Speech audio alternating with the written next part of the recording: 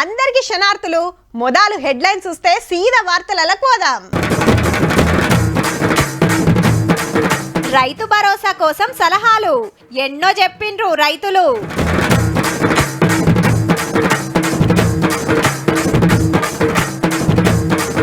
భూములు కుదువ పెట్టొద్దని గరం, పాత సర్కారుల బాజప్త బేరం.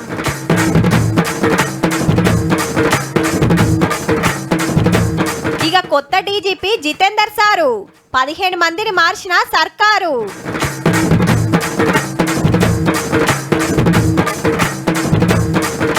ఆనల కోసం ఎదురు చూపులు, శినుకులు పడితేనే మొలకలు.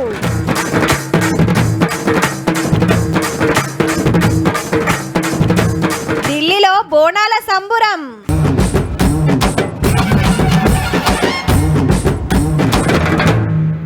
కుల్లంకుల్లా చెప్పుర్రబ్బా, పాలన పథకం పెడుతున్నాం, అది ఎవరికి ఇయ్యాలి, ఎంత ఇయ్యాలి, ఏం రూల్స్ పెట్టాలి అని మిమ్మల్ని వాళ్ళని అడిగినరా?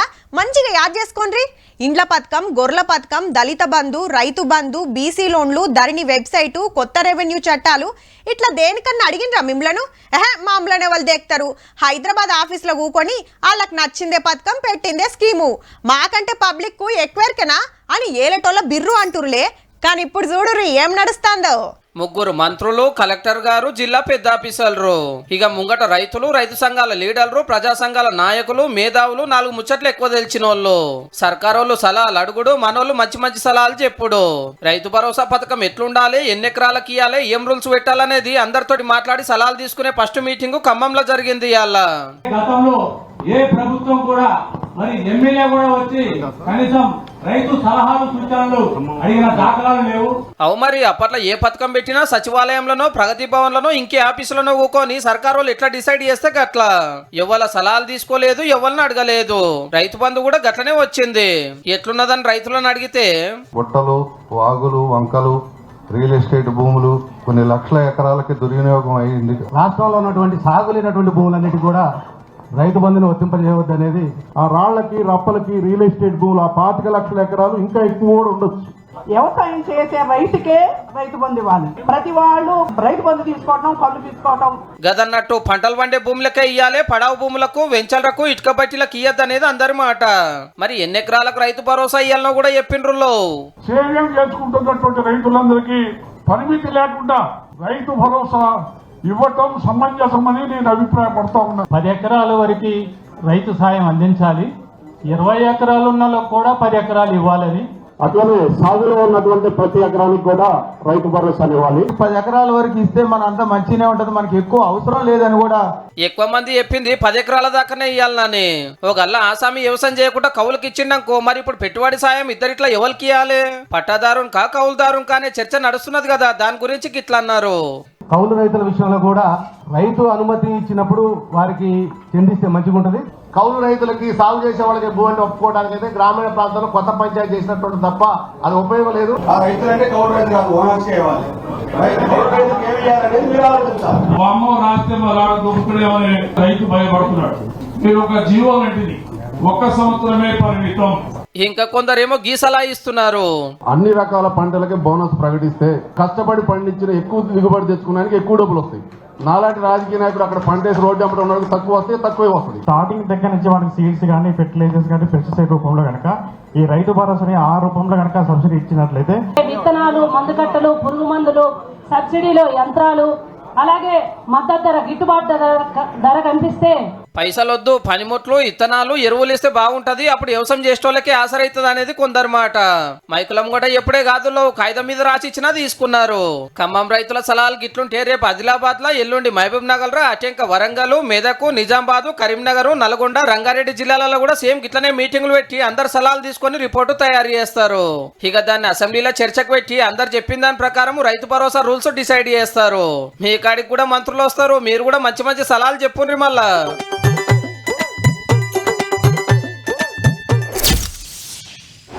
ఇప్పుడు మనకు ₹1,00,000 అక్కెరున్నాయి. ఓ 2-3 నెలలకైతే పైసలు వస్తాయి. కానీ ఇప్పుడు కార్యం ఒడ్డెక్కలనాయే. ఎవరికాడ నప్పు తెస్తే అడ్డగోలు మిత్తి అవుతుంది, మళ్ళీ టైంకి ఇవ్వకుంటే అదో తలకాయ నొప్పి. అందుకే చాలా మంది ఏం చేస్తారంటే బంగారం బ్యాంకులో పెట్టి పైకం తెచ్చుకుంటారు. మిత్తి తక్కువ, ఎప్పుడు పైసలు వస్తే అప్పుడు పోయి ఇడిపించుకోవచ్చు. ఇది మంచిదా లేకుంటే బంగారం అమ్మేసుకున్నాడు మంచిదా? గీ ముచ్చట గట్లనే ఉన్నది. మళ్ళా చెల్ సర్కార్ భూములు కుదవబెట్టుడేంది, పైసల కోసం గింత పని చేస్తారా? రేవంత్ రెడ్డికి సర్కారు నడుపుడు చేతనైతలేదని ట్విట్టర్ గరమైండు మన రామన్న. సిటీ శివాలర 400 ఎకరాలు కుదవబెట్టి 10,000 కోట్లు తెస్తారని మీడియాలో వార్తలు వస్తున్నాయి. ఇది కరెక్ట్ కాదు, గిట్లయితే కంపెనీలకు భూములు ఎట్లా, మనోళ్ళ కొలువులు ఎట్లా అని గట్టిగానే ప్రశ్నించిండు గవర్నమెంట్ ను. అయితే నిజంగానే భూములు గిరి పెడుతున్నారో లేదో తెలియదు గానీ పెడితే మాత్రం రైతుల కోసమేనట. నెల రోజులల్లా 31,000 కోట్ల లోన్ల మాఫీ చేయాల్సి ఉంది, రైతు భరోసా కింద పెట్టుబడి సాయం చేయాల్సి ఉంది. సర్కార్ వారి సంతకాన్ని చూస్తేనేమో ఖాళీ, మళ్ళా మీదికెళ్ళి ఇంకెప్పుడు మాఫీ చేస్తారని ఇదే గులాబీ పార్టీ వాళ్ళు దినాం అడుగుడేనాయే. మరి మీరు ఏమైనా మిగిలిచ్చిపోతే కదా ప్రజలకు రుణమాఫీ చేయనికి. రైతులకు ఇచ్చిన మాట నిలబెట్టుకోవటానికి ఆడనో ఈడనో తెచ్చి ఆసరైదాం అనుకుంటే మనోళ్ళు సిగమూగుతానికి తయారైతున్నారు. ఒకళ్ళ భూములు కుదవబెట్టినా తెచ్చిన పైకం కట్టేసి ఇడిపించుకోవచ్చు, కానీ దీనికే గింతలోలి పెడుతున్నారు. మొన్నటిదాకా ఎట్లుంటుండే సిటీ శివారు భూములు గుండు గుత్తగా పట్టి అర్రాసు పెట్టి 1,000 కోట్లు కమాయించారు. తాపకో బిట్టు అమ్ముడు పైకం గుమ్ముడు. ఇంత సక్కడి పని ఇంకెవలకు చేరాలేదని గొప్పగా సాటింపేసుకున్నారు కూడా. ఆ పైసలు దేని ఖర్చు పెట్టిరో ఎవరికి తెలియకపోతుండే.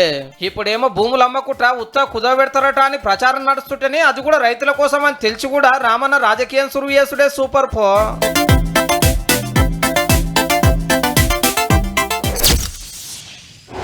అరే గిరేందుల్లా అసెంబ్లీలా కాంగ్రెస్ తర్వాత ఎక్కువ బలగం ఉన్నది బీఆర్ఎస్ కే. జంపైనోళ్ళు వంగ 31 మంది ఉన్నారు. ఇక ఇలా పనేంది, పబ్లిక్ తిప్పల మీద కొట్లాడాలి, సర్కార్కు సలహాలు ఇవ్వాలి, ఇనకుంటే రోడ్ల మీదకి రావాలి. కానీ కారోళ్ళ కథ గమ్మతుంది. పెద్ద సారు ఫామ్ హౌస్లా, చిన్న సారు ఢిల్లీలా. మళ్ళా అసెంబ్లీకి వస్తే మూడో పెద్ద పార్టీ బీజేపీ. 8 మంది ఎమ్మెల్యేలు ఉన్నారు. మరి వీళ్ళేం చేస్తున్నారో కూడా అరుసుకోవాలి కదా. కమలం పాటోళ్ళు జప్పున్నే మైదానంలోకి దిగిండ్రుల్లో. నిన్న నారీబేరి, ఇలా రైతు సత్యాగ్రహం. కాంగ్రెస్ పార్టీ ఎలక్షన్లు ఇచ్చిన హామీల కోసం లడాయి అందుకుర్రు అన్నట్టు. అమ్మలక్కలకు నెల ఇస్తామని 2,500 ఏమాయే, లగ్గానికి తులం బంగారం ఎటువాయే, స్కూటీలేవి, 500 గ్యాస్ సిలిండర్ ఏదని మహిళా కార్యకర్తలు హైదరాబాద్ ధర్నా చౌక్ లో ధర్నా చేస్తే సెంటర్ మంత్రి కిషన్ రెడ్డి సార్ వచ్చి మతి ఇచ్చిండు.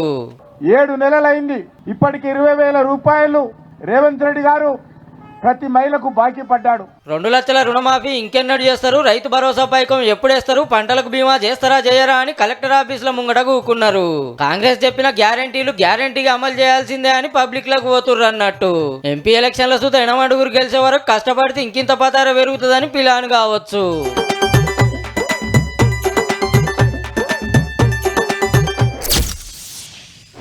వార్డు మెంబరు, సర్పంచి, ఎమ్మెల్యే, మంత్రి, ముఖ్యమంత్రి ఎవరి వాళ్ళకు పవరు పని సేమ్ గిట్లనే పోలీస్ డిపార్ట్మెంట్లో కూడా. Constable, head constable, SI, CI, DSP, ASP, SP. ఇక సిటీలో చూస్తే ఏసీపీ, డీసీపీ, సిపి. వాళ్ళ మీద డిఐజీ, ఐజీ. ఇక వీళ్ళందరికి బాస్ ఎవరంటే DGP, director general of police. ఏ రాష్ట్రంలోనైనా పోలీస్ డిపార్ట్మెంట్ కు డీజీపీనే పెబ్బా.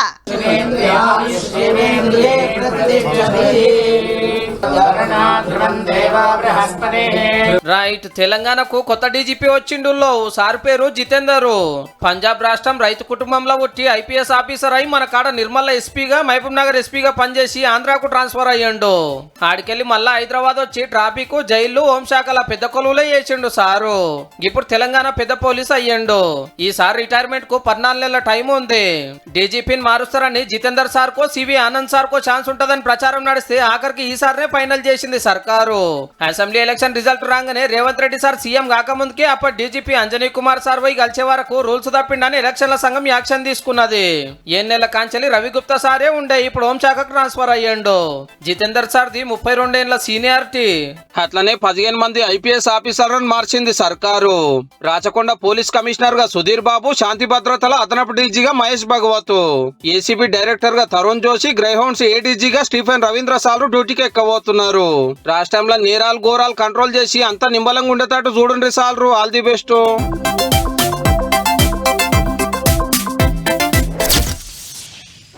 ముంబైని ముంచెత్తిన వరదలు, అస్సాంను ఆగం చేస్తున్న వానలు, హిమాచల్ ప్రదేశ్లో కొండ చర్యలు విరిగి పడుతుండడంతో రాకపోకలకు తీవ్ర అంతరాయం.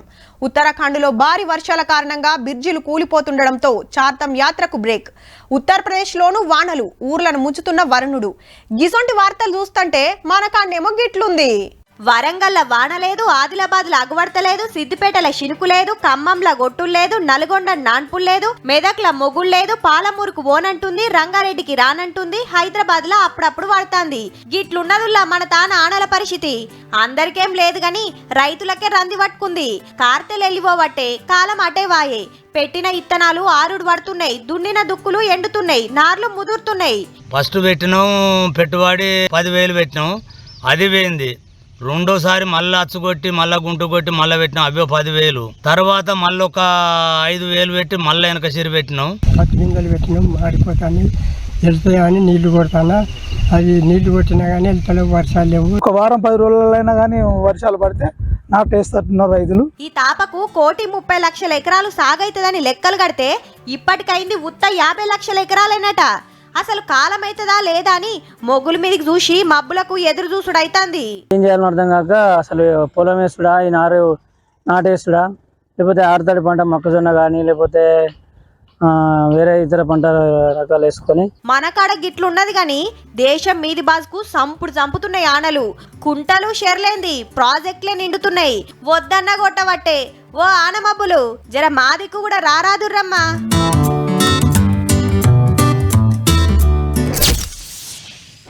ఇత్తనాలు కావాలని, ఎరువులు ఇస్తలేరని, మద్దతు ధర గట్టిస్తలేరని, తరుగు తీస్తురని రైతులు రోడ్డెక్తారు. ఊరికి తొవ్వేస్తలేరని, బ్రిడ్జి కడతలేరని, నీళ్ల సౌలతి వేస్తలేరని ఊరోళ్ళంతా ధర్నాకు కూకుంటారు. పని గంటలు తగ్గియాలని, జీతాలు పెంచాలని కార్మికులు నిరసనకు దిగుతుంటారు. అట్లనే స్కూళ్ళ సౌలతులు చేయాలని పోరలు ధర్నాకు దిగుతారు. పెద్ద ఆఫీసర్లు వచ్చి జప్పున వేస్తామని మాటిస్తే గప్పులు వేస్తారు. మరి గీలకేం తిప్పలొచ్చిందంటే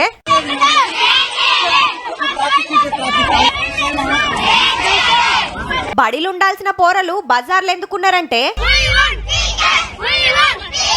గదన్నట్టు మాకు సార్లు కావాలని బడికి తాళమేసి ధర్నా చేస్తున్నారు కొత్తగూడెం జిల్లా గుమ్మడవల్లి స్కూల్ పిల్లలు. అమ్మ నాయనలు సుతొచ్చి ఇమ్మతిచ్చిండ్రు పోరల పోరాటానికి. 200 మంది చదువుతంటే 2 సార్లు ఉన్నారట. మరి ఒక్కరు 100 మందిని చూసుకోవాలి. అన్ని క్లాసులకు చెప్పాలంటే అయితాదుల్లా 2 టీచర్లు ఉన్నారు, 200 మంది విద్యార్థులు. 4 రోజులైతున్న స్కూల్ తెరిచి ఉపాధ్యాయులు రాలేదు. ఇక ఈలేమో సిరిసిల్ల రాజీవ్ నగర్ స్కూల్ పోరల తల్లిదండ్రులు. 350 మంది పిల్లలకు 5 టీచర్లే ఉన్నారట. పోరలు తిప్పలు పడుతుండ్రని కలెక్టరేట్ కాడ ధర్నా గూకుంటే పెద్ద సార్ వచ్చి టీచర్లను పంపిస్తున్నామని మాటిస్తే గప్పుడు ఊకున్నారు. ఏ స్కూల్ తక్కువ మంది ఉన్నారు, ఏ స్కూల్ ఎక్కువ మంది, వీళ్ళందరినీ ఐడెంటిఫై చేసి మళ్ళీ మొత్తం వారం రోజుల్లో వచ్చేస్తాం. భూపాలపల్లిలా పాత బంగ్లాలతోటి పెద్ద పరిశానుంది పిల్లలకు. హగో ఒయ్యి పట్టేటోళ్ళు షీపురు పట్టి ఊడుస్తాండ్రు. ఇక కామారెడ్డి జిల్లా పొందూరు తీసుకుల్లా ఏరే తిప్పల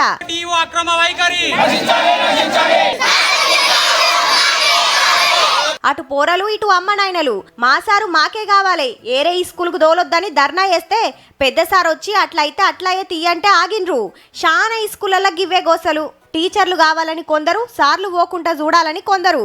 డిఎస్సి పరీక్షలయ్యి కొత్త సార్లు మేడాలు వచ్చేదాకా గీ తిప్పలు తప్పేటట్టు లేవు పో. ఈ ముచ్చటిట్లుంటే పోరలతోని పాఠాలు చదివిస్తున్నది, లెక్కలు చేపిస్తున్నది టీచర్ కాదుల్లో జనగామ జిల్లా కలెక్టర్ రిజ్వాన్ సారు. ఈ స్కూల్ తిరుక్కుంటా చదువు ఎట్లా చెప్తున్నారు, అంగన్వాడీలా పిల్లల పరిస్థితి ఏందని అరుచుకుంటున్నాడు. ఇదేమో ఆదిలాబాద్ జిల్లా ఆనందపూర్ బడి. ఈ స్కూల్లా దయ్యం ఉందని పోరలు బుగులు పడుతుంటే చల్ దయ్యాలు గీయాలు ఏం లేవని ఎరక చెప్తానికి గీ టీచరు అమావాస్య నాడు రాత్రి ఈ స్కూల్లో నిద్ర చేసిండు.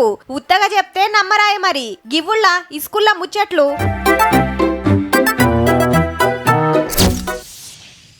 పట్నంలో ఉండేటోళ్ళకి జ్వరం వస్తే ఏం చేస్తారు? మెడికల్ షాపుకి పోయి ఓ గోళీ తెచ్చుకొని వేసుకుంటారు. అయినా తగ్గకుంటే బొచ్చడు దవాఖాన్లు ఉంటాయి కాబట్టి ఏడుకో కాడికి పోయి వైద్యం చేయించుకుంటారు. అట్లనే ఊర్లలో ఉండేటోళ్లకు పానం సుస్తైతే ఆర్ఎంపీ తాన చూపించుకొని తగ్గకుంటే జిల్లాకు పోతారు. అదే అడవుల పొంట ఉండే గిరిజన గూడాల పబ్లిక్ డోలీలు కట్టుకొని కిలోమీటర్ల కమానం నడిచిపోతుంటారు. అంతే కదా ఇగిటి చూడుర్రి. డౌట్ ఏం పడకుర్రి, ఇది దవాఖానే. తెలంగాణలా ఈసొంటి కంటైనర్ దవాఖానా ఇంకేడ లేదట. ములుగు జిల్లా తాడ్వై అడవిలుండే పోచాపూర్లా గీ సౌలతి చేసిండు కొత్తగొచ్చిన కలెక్టర్ దివాకర్ సారు. 4 బెడ్లు, 2 కుర్చీలు, ఓ బెంచి, అటు బాత్రూమ్ సవలతి. మెయిన్ రోడ్ కు 40 కిలోమీటర్ల లోపటికి అడవిలుండే 4-5 ఊర్ల పబ్లిక్ పతేడు ఆనకాలంలా దవాఖాన కోతానికి మస్తు తిప్పలైతుంటది. హగో గా తిప్పలు తీర్చాలని మంత్రి సీతక్క ఆర్డరేసుడుతోని గీ ఇకమతి చేసిండట collector sir. Primary services, basic services services first health responder గా మనకి ఏఎన్ఎం అండ్ ఆశా అక్కడ వైద్యులని అందజేస్తారు. ఏదన్నా ఆపతొస్తే అరుసుకుంటానికి ఓ ఏఎన్ఎం ఆశా కార్యకర్త ఎప్పటికక్కడనే ఉంటారట. ఫస్ట్ ఎయిడ్ చేసి పెద్ద ఆసుపత్రికి పంపిస్తే పానాల మీదకి రాకుంటుంటదని ఆపోచ్చనన్నట్టు. గిసొంటి ఈకమతులు ఏజెంట్స్ అంతట వేస్తే ఇంకింత ఫాయిదా అవుతుండొచ్చు. జర ఆలోచన ఎయ్యూరి సార్లు.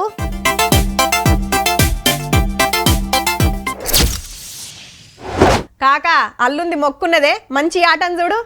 ఆ కోడి పైలం రా తమ్మి, పోయిన నెలలనే తల్లికి మొక్కిన. అప్పటి వరకు దొరుకుతారో లేరో డప్పులోలకు ముందే భయాన్నిచ్చి పెట్టు. షెల్లే 10 రోజుల ముందే చెప్తున్నా, జర తయారుండుర్రి. హౌ బోనాలకే పట్నంలో ఆల్రెడీ ఆషాఢ బోనాలు నడుస్తున్నాయి. అటెన్కా ఊర్లలో చాలైతాయి. 2 నెలలు తెలంగాణ అంతటా ఢిల్లెం బల్లెం మోతలే. మన తాన్నే కాదుల్లో ఢిల్లీలో సుత బోనం ఎత్తిండ్రు మనోళ్ళు. ఢిల్లీ తెలంగాణ భవన్ల లాల్ దర్వాజా మాంకాలమ్మకు బంగారు బోనం ఎత్తిండు గవర్నర్ సిపి రాధాకృష్ణన్ సారు. కళాకారుల ఆటల పాటల నడుమ తల్లికి బోనం సమర్పించి పూజలు చేసిండు. దేవుడు ఒక్కడే, ఎవరికి నచ్చినట్టు వాళ్ళు తీరొక్క రూపాలలో కొలుసుకుంటారు. బోనాల పండుగ కొచ్చుడు మస్తు సంబరం అనిపిస్తుందన్నాడు sir. Our people believe in it. Kolkata Bonalu festival, that is the real secularism that has to be adopted. 2 రోజులు నడిచిన పండుగల ఫస్ట్ నాడు హర్యానా గవర్నర్ దత్తాత్రేయ సారు బోనం సమర్పించిండు తల్లికి. అగో చెర్నకొల వట్టిండు సారు. హైదరాబాద్ నుంచి లాల్ దర్వాజా కమిటీ ఇక్కడికి వచ్చి ఇండియా గేట్ దగ్గర బోనాలు నిర్వహించి బోనాలు ఎక్కున్నటువంటి సందడిని దేశానికి తెలియజేసి ఢిల్లీ ఇండియా గేట్ కాంచి తెలంగాణ భవన్ దాకా తొట్టెల ఊరేగింపు పోతరాజుల ఆటలు నడిచినాయి. మనతాన వరంగల్ జిల్లా వంచనగిరిల కట్టమైసమ్మకు బోనమెత్తింది గుల్ల మంత్రి కొండా సురేఖ మేడం. ఇక పట్నంలో బల్కంపేట ఎల్లమ్మకు రథోత్సవం మస్తు సంబరం అనిపించిందిలా.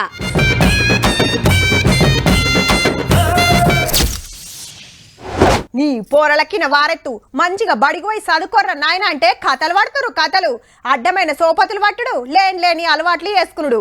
తాతలకు ఏడేర్పడుతుంది, కష్టం చేస్తే ఎరకవు.